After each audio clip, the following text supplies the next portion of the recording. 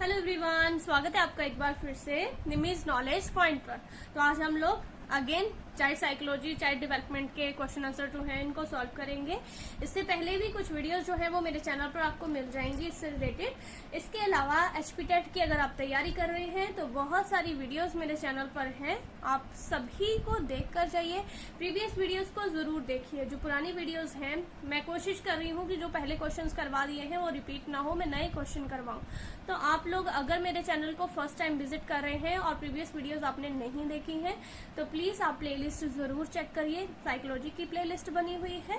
इसके अलावा special classes for TET and commission जो है उसकी प्लेलिस्ट बनी हुई है। पॉलिटी की प्लेलिस्ट है। एजुकेशन कमीशंस मैंने बहुत डिटेल से अच्छे से पढ़ाए हुए हैं। इसके अलावा जनरल स्टडी एमसीक्यू जो है वो आपने जरूर करने हैं। देखिए, जनरल स्टडी एमसीक्यू में मैंने काफी क्वेश्चन सॉल्व करवाए हैं, लाइक हिस्ट्री के, जियोग्राफी के, पॉलिटी के, उसमें थोड़ा बहुत साइंस के भी एक दो क्वेश्चन ऐड किए गए हैं और करंट अफेयर भी थोड़ा थोड़ा उसमें ऐड किया गया है। तो जनरल स्टडी एमसीक्यू को आप जरूर सॉल्व करिए, वो आपके एग्जाम में आपको बहुत हेल्प करेंगे। तो स्टार्ट करते हैं। चैनल पर नए हैं, चैनल को सब्सक्राइब करना नहीं भूलना है। सब्सक्राइब करना है, जो बेल बनी हुई है उसके ऊपर क्लिक करना है। 3 ऑप्शन आपको दिखेंगे, आपने ऑल को क्लिक करना है। ठीक है, वीडियो को लाइक तो आपने करना ही करना है, वो आप अभी कर दीजिए। स्टार्ट करते हैं। फर्स्ट क्वेश्चन है, फ्राइड के मनोविश्लेषण के सिद्धांत द्वारा समझा जा सकता है। जो फ्राइड का मनोविश्लेषणात्मक सिद्धांत है उसमें हम किस चीज को समझ सकते हैं? क्या चेतना के स्तर को, कॉन्शियसनेस को समझ सकते हैं? व्यक्तित्व की संरचना को, स्ट्रक्चर ऑफ जो पर्सनैलिटी है उसको दिखाता है, या अहम रक्षात्मक युक्तियां जो है, ठीक है, इसको बोलते हैं ईगो डिफेंस मैकेनिज्म। तो ये तीनों ही चीजें पढ़ते हैं ना हम। फ्राइड के जो सिद्धांत है जिसमें उन्होंने ईगो, सुपर ईगो की बात की है, चेतन मन, अचेतन मन, पूर्व चेतन मन, इसकी बात की है। इसमें हम लोग चेतना को भी पढ़ते हैं, व्यक्तित्व को भी पढ़ते हैं और ईगो जो डिफेंस मैकेनिज्म है उसको भी पढ़ते हैं। ठीक है, फ्राइड के अनुसार ना तो आपने बस ये याद रखना है कि ना तो ईद अच्छी है ना ही सुपर ईगो अच्छी है, दोनों का बीच का जो संतुलन है जिसको हम बोलते हैं संतुलित व्यक्तित्व। हमेशा याद रखना, अगर आपसे पूछ लिया जाए संतुलित व्यक्तित्व क्या है, ईगो। ईगो जहां पर ईगो काम कर रही है वो संतुलित व्यक्तित्व है। ना तो हद से ज्यादा ईद अच्छी है, वहां पे बच्चा क्या होगा, वहां पे इंसान क्या होगा, अनैतिक होगा, इमोर्टल होगा। सुपर ईगो भी अच्छी नहीं है, कुसमयोजन हो जाता है। एक बंदा जो बड़ा ही ज्यादा रूल्स और रेगुलेशंस को मानता है, ठीक है, जिसे रूल्स और रेगुलेशंस के आगे कुछ दिखता ही नहीं है, वो भी तो समाज के लिए सही नहीं है ना। ठीक है, तो कुसमयोजित हो जाता है। सुपर ईगो से बंदा बहुत ज्यादा, अगर सुपर ईगो हावी है तो बंदा कुसमयोजित हो जाता है, और बहुत ज्यादा ईद हावी है तो बंदा क्या हो जाता है, अनैतिक हो जाता है। तो इनके बीच का एक संतुलित जो व्यक्तित्व है वो है ईगो। जब ईगो हावी, ईगो क्या है, ईगो है तर्क शक्ति। तर्क शक्ति, ठीक है, तर्क करने की शक्ति है ईगो। जहां पर तर्क किया जाता है कि उसको क्या करना है क्या नहीं करना है। एक एग्जांपल बता देती हूँ मैं आपको। मान लीजिए कि आप कहीं रोड पर जा रहे हैं, आपके फ्रेंड का एक्सीडेंट हो गया है, आप उसको गाड़ी में बिठाकर लेकर जा रहे हो। अगर आप में सुपर ईगो हावी है तो जैसे ही रेड लाइट आएगी आप रुक जाओगे, भाई रूल्स है, रेड लाइट नहीं क्रॉस कर सकता हूँ, चाहे फ्रेंड मरता है मर जाए, रेड लाइट हम क्रॉस नहीं करेंगे। वो है सुपर ईगो आप पे हावी है। ठीक है, और अगर आप पे ईद हावी है तो आप हमेशा ही रेड लाइट को क्रॉस करोगे, चाहे आपका फ्रेंड का एक्सीडेंट हुआ है चाहे नहीं हुआ है। अगर आप ऐसे भी चले हुए हैं ना तो भी, जब ईद हावी होती है ना तो बंदा अनैतिक होता है, तो वो रूल्स रेगुलेशन को मानता ही नहीं है, तो फिर वो रोज ही ट्रैफिक सिग्नल जो है उसको तोड़ता रहता है, रोज ही तोड़ेगा। ठीक है, उसके लिए वो जो फ्रेंड वाली घटना है ना वो मैं सुपर ईगो के लिए बता रही हूँ। ईद में तो बंदा मतलब रूल रेगुलेशन को मानता ही नहीं है। ईगो जो है ना, ईगो वो कब काम करेगी, तब जब गाड़ी में आपका फ्रेंड है और वहां पे आपको लगता है कि ये रूल्स तोड़ना सही है, रूल तोड़ना क्या है, सही है, मुझे ये जो रेड लाइट है इसको क्रॉस करना चाहिए, नहीं तो मेरा फ्रेंड जो है उसकी मृत्यु भी हो सकती है। तो वहां पे आपकी तर्क शक्ति काम करती है और आप ईद की तरफ को जाते हो, अनैतिक हो जाते हो, है ना। तो वो इसका मतलब ये नहीं कि आप पे ईद हावी होगी, वो ये है कि आप में ईगो है, आप तर्क कर पा रहे हो कि इस सिचुएशन में क्या सही है क्या गलत है। ठीक है, तो वो जो तर्क शक्ति होती है ना वही ईगो होती है, जो इन दोनों में संतुलन स्थापित करती है। ठीक है, ना तो बहुत ज्यादा ईद अच्छी है ना ही बहुत ज्यादा सुपर ईगो अच्छी है, इन दोनों के बीच का एक जो संतुलित रूप है वो है ईगो। ठीक है, ईगो जो है वो एक संतुलित व्यक्तित्व है, याद रखना है। ईगो जो है इसमें तर्क शक्ति जो है वो काम करती है। ठीक है, तो आई होप आप समझ गए होंगे। फ्राइड के मनोविश्लेषण सिद्धांत में सभी चीजें हम पढ़ते हैं, सभी चीजें पढ़ते हैं, चेतना का स्तर भी पढ़ते हैं, व्यक्तित्व की संरचना भी पढ़ते हैं, अहम रक्षात्मक युक्तियां भी पढ़ते हैं।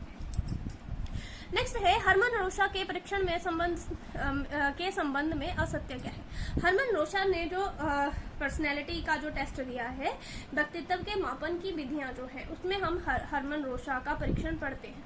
तो बोला इन 4 में से कौन सा असत्य है हरमन रोशा के परीक्षण के बारे में। तो आइए देखते हैं। व्यक्तित्व मापन की विधियों में देखिए, हरमन रोशा ने दिया है इंक ब्लॉट टेस्ट। क्या बोलते हैं इसको? Ink blot test.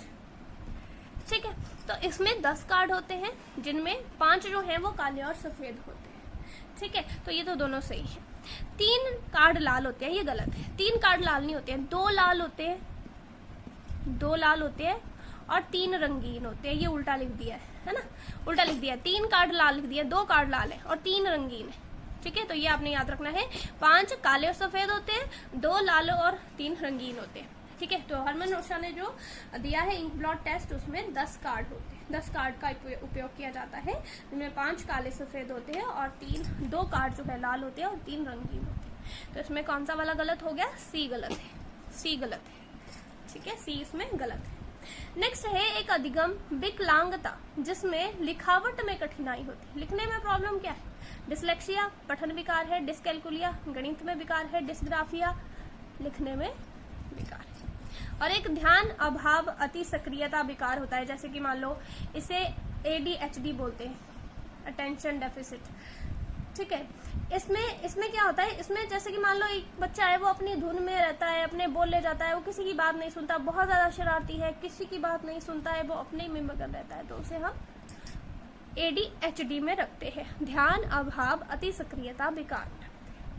ठीक है, तो ये आपने याद रखना है। नेक्स्ट क्वेश्चन है, हार्वर्ड गार्डनर का कहना है कि कई प्रकार की बुद्धि या दिमाग के फ्रेम होते हैं। ठीक है, उनके द्वारा सुझाई गई बुद्धि की श्रेणी कौन सी? तो हार्वर्ड गार्डनर जो है, इन्होंने पहले 7 प्रकार की बुद्धि बताई थी, फिर बाद में 2 और ऐड कर लिए थे, तो अब इनके कितने टाइप्स हैं इंटेलिजेंस के? 9। ठीक है, 9 प्रकार की बुद्धि की बात करते हैं, जिसमें भाषाई बुद्धि आ जाती है। इसके अलावा जो है वो आप लॉजिकल मैथमेटिकल जो इंटेलिजेंस है वो ले लो। ठीक है, इसके अलावा स्थानात्मक जो बुद्धि है वो आ जाता है, म्यूजिकल जो है वो आ जाता है। ठीक है, इसके अलावा अंतर्वैयक्तिक बुद्धि है, आंतरिक व्यक्तिगत बुद्धि है।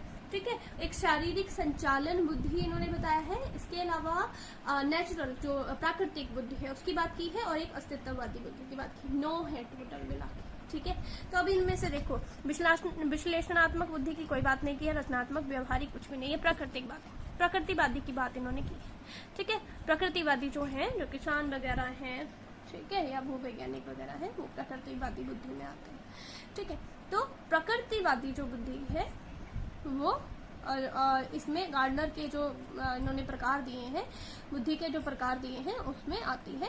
इसके अलावा ये जो 3 प्रकार दिए हैं वो इसमें नहीं आते। ठीक है, तो ये आपने याद रखना। नेक्स्ट है, समस्या समाधान की योग्यता निर्भर करती है। समस्या समाधान की योग्यता किस पर निर्भर करती है? लंबाई और भार पे, शब्द भंडार पे, चिंतन व तर्क पे, या आकार व आकृति पे?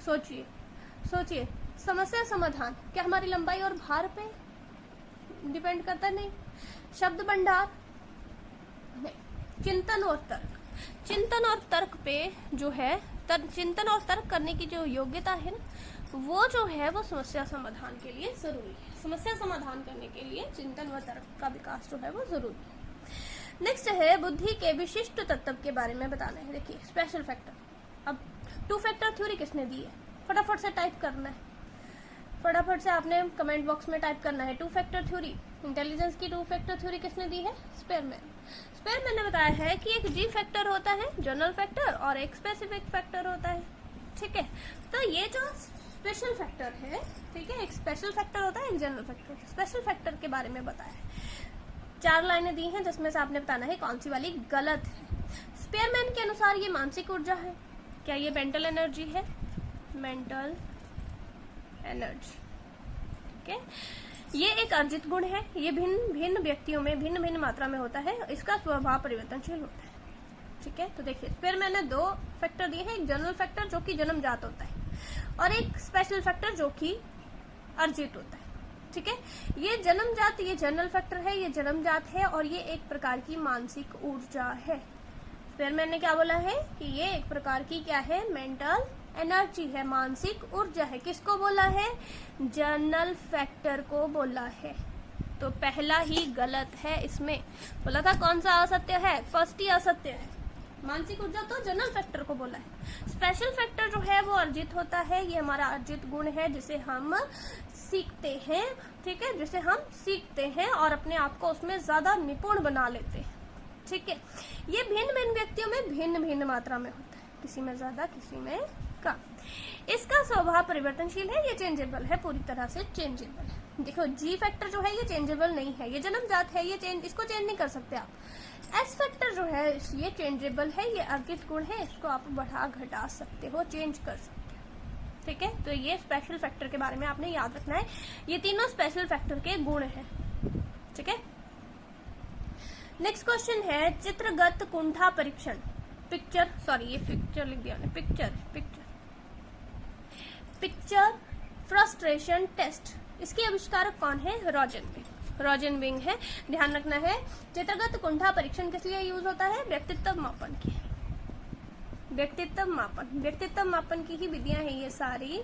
MMPI 2, इसके अलावा हमारे पास है प्रश्नावली आइजेंग की, कैटल का 16 PF है। ठीक है, पर्सनैलिटी फैक्टर है, 16 पर्सनैलिटी फैक्टर है। इसके अलावा जो है अगर आप देखेंगे तो हरमन रोशा का टेस्ट हो गया, TAT थीमेटिक एप्रिसिएशन टेस्ट, ये करवा दिया ना मैंने आपको। इसके अलावा जो है वो ऑब्जर्वेशन मेथड्स भी हैं कुछ, जैसे कि इंटरव्यू वगैरह। ठीक है, ये जो आता है पिक्चर फ्रस्ट्रेशन टेस्ट, ये आता है प्रोजेक्शन मेथड्स में। ठीक है, प्रोजेक्शन मेथड्स में ही हरमन रोशा का टेस्ट आ जाता है, थीमेटिक एप्रिसिएशन टेस्ट आ जाता है। ठीक है, इसके अलावा एक शब्द साहचर्य टेस्ट होता है, वो है, एक चित्रगत कुंठा परीक्षण टेस्ट है, ये है। ठीक है, इसके अलावा जो हमने 16 PF कैटल का पढ़ा है या आइजेंग की प्रश्नावली पढ़ी है, वो आत्म प्रतिवेदन में आती है। ठीक है, आत्म प्रतिवेदन होता है जिसमें directly true false question answer पूछ लिए जाते हैं। ठीक है, तो डायरेक्टली जिस इंसान का व्यक्तित्व जानना है उसी से क्वेश्चन आंसर पूछे जा रहे हैं, है ना।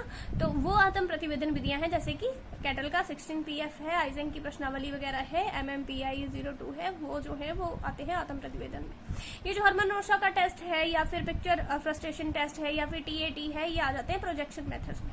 और ऑब्जर्वेशन मेथड जो है उनमें इंटरव्यू वगैरह आ जाता है, या फिर जो हिस्ट्री किसी की हम व्यक्तिगत हिस्ट्री को केस स्टडी जिसको बोलते हैं हम, केस स्टडी भी ऑब्जर्वेशन में आ जाते हैं। ठीक है, तो ये आपने याद रखना है। पिक्चर फ्रस्ट्रेशन टेस्ट जो है इसके आविष्कारक कौन थे, रोजनविंग। ठीक है, जिसमें पिक्चर्स के आधार पर जो है वो इंसान के व्यक्तित्व को जानने की कोशिश की जाती है, पिक्चर्स दिखा के। ठीक है, नेक्स्ट है किशोरावस्था की विशेषता को सर्वोत्तम रूप से व्यक्त करने वाला एक ही शब्द है और वो है परिवर्तन। ये शब्द किसने बोले हैं, रॉस ने, विग या हंट ने, प्याजे ने, या इनमें से कोई, तो विग, हंट, इन्होंने बोले हैं ये शब्द। नेक्स्ट है पावलोव के प्रयोग में कुत्ते का घंटी बजने पर लार आने की क्रिया कहलाती है। मैंने पहले भी आप लोगों को प्रीवियस वीडियोस आपने जरूर देखनी है। और प्लीज अगर आपको वीडियो अच्छी लगी है तो वीडियो को लाइक जरूर करना है। आपका एक लाइक, आपका एक सब्सक्राइब मेरे लिए बहुत हेल्प करता है। तो अगर आप लोग मेरी वीडियो को देख रहे हैं और आपने सब्सक्राइब नहीं किया है तो प्लीज आपने सब्सक्राइब कर लेना है, it helps a lot for me. और वीडियो को लाइक भी जरूर करना है, और अगर हो सके तो अपने फ्रेंड्स के साथ शेयर करिए ताकि और लोगों तक वीडियो पहुंच सके। पावलोव के बारे में मैंने पहले पढ़ा है आपको, है ना।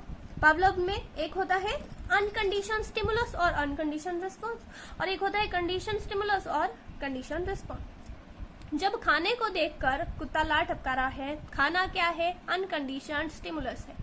अनकंडीशनड है ना, वो नेचुरल है, उसको देखकर नेचुरली कुत्ते के मुंह में लार आ रही है तो वो भी अनकंडीशनड रिस्पॉन्स है। अनकंडीशनड रिस्पॉन्स है ना, वो सिखाया थोड़ी जाएगा। खाने को देखकर कुत्ते का लार टपकाना उसको सिखाया गया है क्या, नहीं ना, तो उसको हम अनकंडीशनड रिस्पॉन्स बोलते हैं। खाना, मैं एक बार फिर से बता रही हूँ, वैसे मैंने पहले भी इसको आपको अच्छे से करवाया है, प्रीवियस वीडियो जरूर देखनी।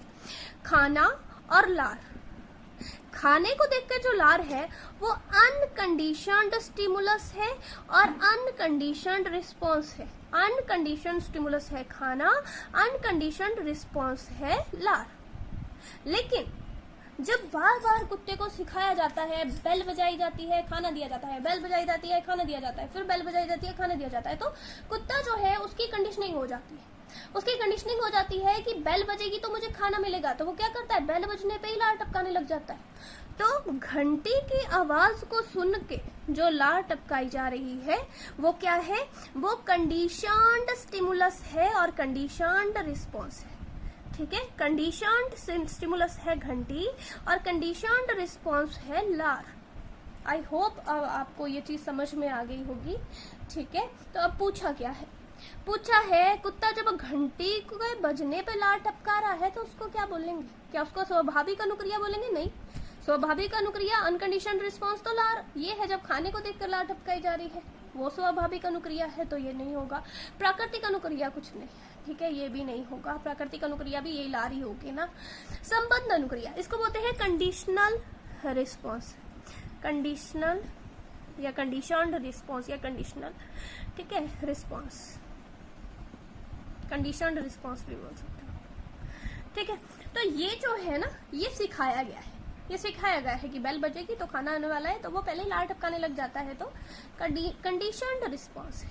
ये वाली लार जो घंटी के बजने से लार आ रही है वो कंडीशनड रिस्पॉन्स है, कंडीशनड रिस्पॉन्स है। ठीक है, तो संबंध अनुक्रिया है, संबंध।